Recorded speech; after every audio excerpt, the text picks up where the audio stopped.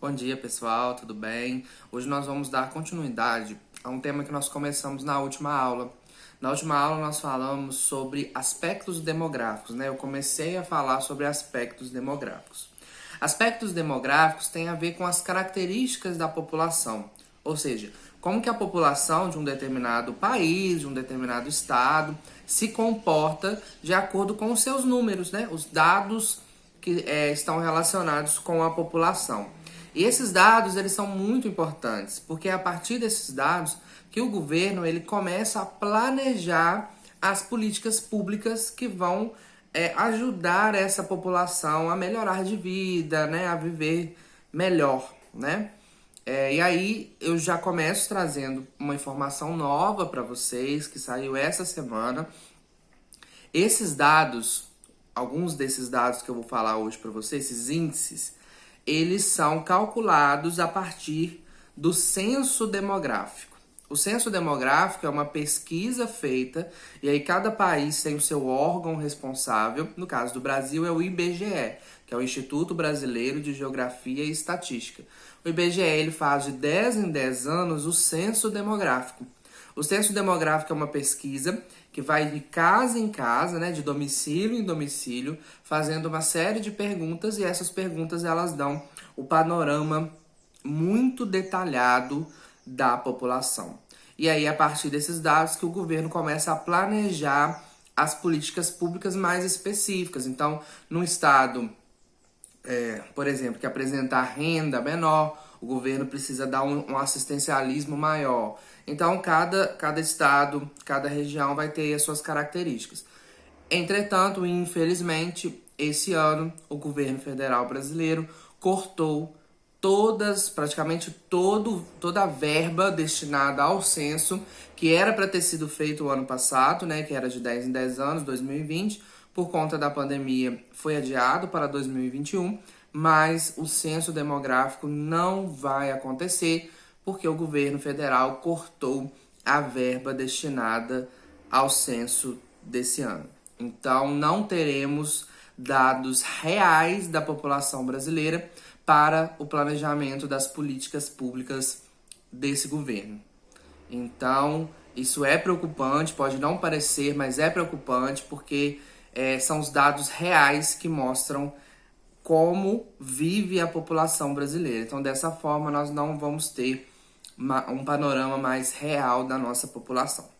Enfim, mas nós temos esses dados dos últimos anos e a gente consegue, então, falar um pouco sobre eles, tá? Uma coisa interessante que vocês podem perceber, se vocês pesquisarem e perguntarem, né, na casa de vocês, os pais, talvez os avós principalmente, quando eles eram pequenos, né, na casa deles ou na casa de vizinhos, quantos irmãos geralmente as pessoas tinham, né? Quantas pessoas viviam na casa, eles vão falar que um número maior. Então, geralmente, há um tempo atrás, as pessoas, os casais, né, tinham 5, 6 filhos, alguns mais de 10 filhos. Se vocês fizerem essa mesma pergunta na sala de vocês, na escola, os colegas de vocês vão falar que eles têm um irmão, às vezes não tem, às vezes 2. Então, o número de pessoas, de filhos por família, diminuiu muito. E é o que a gente vai tentar entender. Então, eu falei isso agora primeiro, porque isso é a característica demográfica, é o perfil demográfico da população. E nós percebemos que há uma mudança de décadas em décadas, aí depende muito do país, né? Tem países que demora muito tempo para fazer essa transição, tem países que fazem isso muito rápido, depende muito de vários fatores, tá? Então nós vamos falar de alguns desses índices. O primeiro índice tem a ver com isso que eu acabei de falar, que é a taxa de fecundidade. A taxa de fecundidade tem a ver com a quantidade de filhos que uma mulher tem durante o seu período reprodutivo, né? Lembrando que aí, em média, o período reprodutivo da mulher é considerado a partir dos 18 até ali 45, 50 anos. Algumas mais, algumas menos, tá? Mas é considerado dentro dessa lacuna, né? Na verdade, é entre 15, se a gente for pegar o dado real, é entre 15 e 49 anos, tá? Esse é o que a gente considera aí o período reprodutivo, o período fértil da mulher. Porém, algumas mulheres, né, entram nesse período antes dos 15, outras depois. Algumas vão a mais de 49 anos, outras menos, então depende muito de cada mulher. Mas vamos considerar então o que é o dado real, que é entre 15 e 49 anos. Então, dentro desse período, a taxa de fecundidade é quanto, em média, uma mulher vai ter de filhos, tá? Então é isso que eu falei. Há algumas décadas atrás, esse valor era de 4, 5, 6 filhos por mulher. Hoje em dia, esse valor, né, claro que também depende de cada país, mas esse valor diminuiu muito. Um filho por mulher, 2 filhos, tá? Como é uma média, vocês vão ver números aí de 1,4, por exemplo. 1,4 não tem como nascer um filho e 0,4 de outro, né? É porque é uma média, soma-se todos e divide pelo total. Então, por isso que dá esse valor quebrado. Então, em média, uma mulher no Brasil tem aí entre... Esse valor já é menor, esse 1,4 é de 2009, se eu não me engano. Deve ser agora 1,2, 1,3 filhos por mulher, tá? Enquanto lá em 1980, por exemplo, era 4 filhos por mulher. Em 1960, esse valor com certeza era muito mais alto. Então, isso é o perfil da taxa de fecundidade. E existe, claro, motivos para isso, não é do nada, né? Com o passar do tempo, não quer dizer que, por exemplo, a mulher ela perdeu a sua capacidade de reprodução, nada a ver, tá? O que aconteceu foi que ao longo do tempo, a mulher ela foi inserida mais no mercado de trabalho. Na época dos nossos avós, por exemplo, as mulheres elas ficavam exclusivamente cuidando do lar. Então, ela não trabalhava fora na maioria das vezes. Então, ela acabava, por isso, tendo mais filhos. Hoje, a mulher ela está inserida no mercado de trabalho, ela não tem mais essa obrigatoriedade de ficar só dentro de casa, cuidando da casa e dos filhos, né? As mulheres elas têm acesso a mais informação, elas vão mais ao médico, elas se cuidam mais, os métodos anticonceptivos aumentaram. Então, isso tudo fez com que as taxas, a taxa de fecundidade, que é a quantidade em média de filhos que uma mulher tem dentro do seu período reprodutivo, ela diminuiu por conta desses fatores que eu acabei de falar, tá? Depois nós temos a taxa de natalidade. A taxa de natalidade é a quantidade de crianças em um grupo, a quantidade de nascimentos em um grupo de 1.000 habitantes em um determinado período.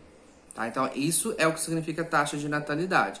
Então, geralmente é dentro de um ano, né? Então, dentro de um ano, em um grupo de 1.000 pessoas, 1.000 habitantes, quantas pessoas nasceram dentro de um ano nesse grupo de 1.000 habitantes.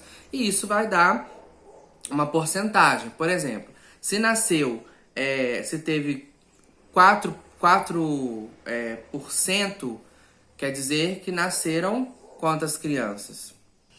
Quer dizer que nasceram 40 crianças. Então, só uma correção lá no bloco de vocês está falando que 4% de taxa de natalidade indica que nasceu 4 no grupo de 1.000.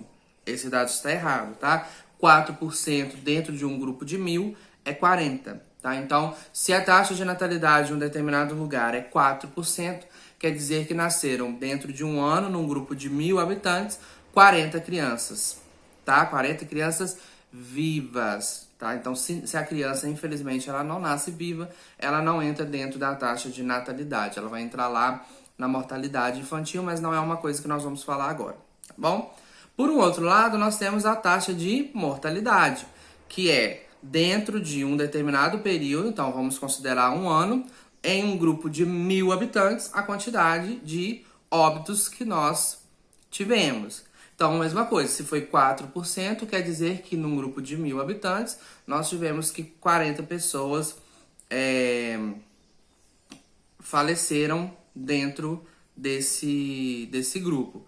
E, né, a gente pode considerar aí o que eu tinha falado, a mortalidade infantil, que é a mesma coisa, né? A mortalidade infantil é o número de crianças que nasceram dentro desse grupo de 1.000 habitantes, mas que não nasceram vivas, tá bom? E por último, nós temos a expectativa de vida. A expectativa de vida é, em média, a quantidade de anos que uma pessoa vai viver se mantiver a mesma condição da época que ela nasceu. Então, por exemplo, vamos supor que uma criança nasceu hoje. Se durante toda a sua vida ela mantiver o padrão de vida que ela tem igual ao dia que ela nasceu, ela teoricamente vai viver uma quantidade aí de anos, tá? Isso também é uma média, é feito aí um cálculo, e no Brasil a expectativa de vida ela está variando aí entre 75 e 77 anos. O que interfere na expectativa de vida? Então, se todo mundo tiver as mesmas condições da forma como nasceu, vai viver essa quantidade de anos. Só que aí, ao longo da nossa vida, vão aparecendo uma série de coisas que modificam as nossas condições de vida. Então, doenças, acesso à infraestrutura, a saneamento básico, a água tratada, se a pessoa fica doente, se ela tem acesso a um hospital de qualidade, se ela consegue comprar remédio, se essa pessoa não está inserida em um contexto de criminalidade, né? O lugar que a pessoa vive também interfere no tanto de anos que ela vai viver, tá? Então, por exemplo, no continente africano, a maioria dos países tem uma expectativa de vida menor do que 50 anos. Por quê? Porque toda a qualidade de vida, todo o acesso a uma série de coisas eles não têm. Muitos já nascem com algumas doenças que são muito comuns no continente africano, como a AIDS, por exemplo.